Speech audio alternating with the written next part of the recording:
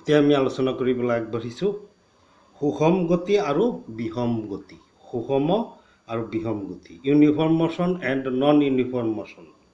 বস্তু এটাই সৰলৰৈখিকভাৱে গতি কৰিছে বুলি ধৰি লোৱা, আমি বস্তুটোৰ গতি চিধা হৈছে, পোন গতিত চিধা চিধি হৈছে বুলি আমি ধৰি ল'ব লাগিব।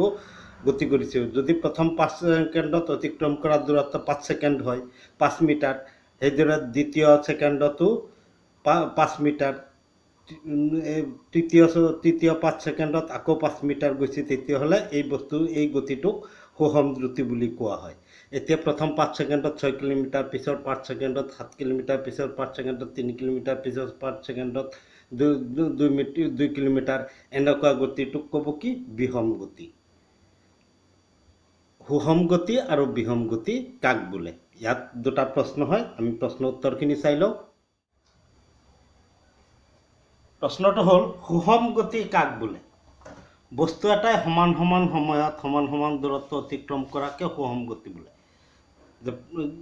প্ৰথম 5 ছেকেণ্ডত, এইটো ছেকেণ্ড, এইটো মিটাৰ, 10 মিটাৰ, পিছৰ 5 ছেকেণ্ডত আকৌ 10 মিটাৰ, পিছৰ 5 ছেকেণ্ডত আকৌ 10 মিটাৰ, এইটো হৈছে সুষম দ্ৰুতি। বস্তু এটাই সমান সময়ত বিষম গতি কাক বোলে? বস্তু এটাই সমান সময়ত বেলেগ দূৰত্ব অতিক্ৰম কৰিলে অথবা সমান দূৰত্ব অতিক্ৰম কৰিবলৈ বেলেগ সময়ৰ প্ৰয়োজন হ'লে তাক বিষম গতি বা বিষম গতি বোলে। এইটো চোৱা, 5 ছেকেণ্ডত 10, পিছৰ 5 ছেকেণ্ডত 8, পিছৰ 5 ছেকেণ্ডত 9, এনেকুৱাকৈ গৈছে। বা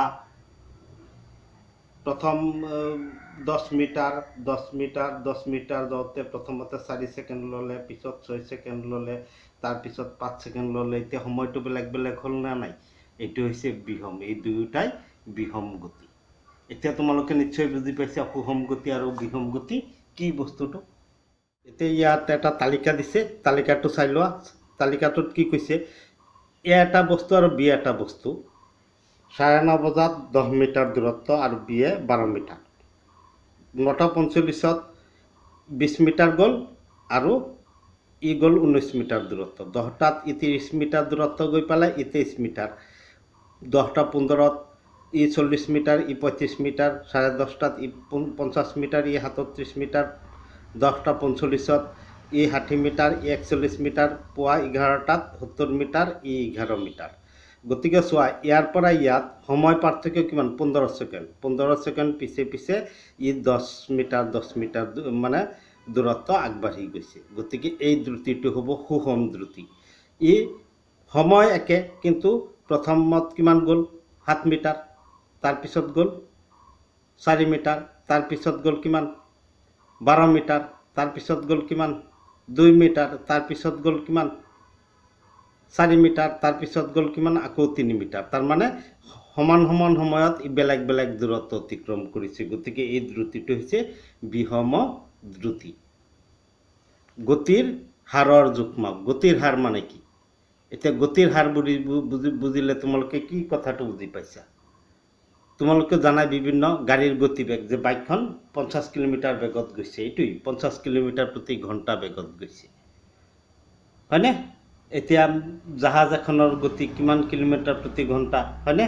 শব্দতকৈ বেছি দ্ৰুতিত যোৱা এই যুদ্ধ জাহাজবিলাক কেতিয়াবা উৰণ তোমালোকৰ অঞ্চলৰ ফালে বা উকোৱা দেখিছা, ইহঁতৰ শব্দটো পিছত ৰৈ যায়। শব্দটো জাহাজখন যোৱাৰ পিছতহে আমি শব্দটো শুনিবলৈ পাওঁ। এইবিলাক কিয় হয়? তাৰমানে ইহঁতৰ দ্ৰুতিটো মানে গতিৰ হাৰটো বেছি। এতিয়া চোৱা, যিসকলে ক্ৰিকেট খেল দেখা তেওঁলোকে নিশ্চয় এইটো ভালকৈ বুজি পাই যাবা গতিৰ হাৰৰ কথাটো। এই এজন বলাৰৰ বলিং স্পীড 140 কিলোমিটাৰ, 143, 135, 145, 132, 130। ইয়াত এটাৰ লগত আনটো মিলিছে জানো? মিল পৰা নাই বুলি কথা নাই। ইয়াত এইটো কথাই বুজাব খুজিছে একেটা বস্তুৰ বেলেগ দ্ৰুতি হ'ব পাৰে। তোমালোকে কোনোবাই হয়তো চাইকেল চলোৱা, কেতিয়াবা স্কুললৈ যাওঁতে দেৰি হ'লে অলপ বেগাই যোৱা, নহ'লে লাহে যোৱা। গতিকে এইটোৱে হৈছে গতিৰ হাৰ। মানে যেতিয়া বেগাই যোৱা সেইদিনা সময়টো কম লাগে। একক সময়ত যিটো দূৰত্ব অতিক্ৰম কৰিবা সেইটোৱে হ'ব কি? গতিৰ হাৰ। গতিৰ হাৰৰ যোগ। এই বিষয়ে আমি পৰৱৰ্তী ভিডিঅ'ত বহলাই আলোচনা কৰিম। ইয়াত বলিং স্পীডৰ কথাটো দিছে, এইটো তোমালোকে ভালদৰে মন কৰা। তাৰমানে কি ইয়াত এই কথাটো কৈ দিছে বলিং স্পীডটো 140 কিলোমিটাৰ প্ৰতি ঘণ্টা, মানে বলাৰ এজনে বল কৰিছে, তেওঁ প্ৰথমটো বল 140 কিলোমিটাৰ প্ৰতি ঘণ্টা বেগত গৈছে, তাৰ দ্বিতীয়টো 43 কিলোমিটাৰ প্ৰতি ঘণ্টা বেগত গৈছে, পিছৰটো 35 কিলোমিটাৰ প্ৰতি ঘণ্টা বেগত গৈছে। এই বস্তুটো হৈছে কি গতিৰ হাৰ। এতিয়া এই গতিৰ হাৰটো কেনেকৈ নিৰ্ণয় কৰা হয় আৰু ইয়াৰ বাবে কি সংজ্ঞা পাওঁ আমি পৰৱৰ্তী ভিডিঅ'ত আলোচনা কৰিম।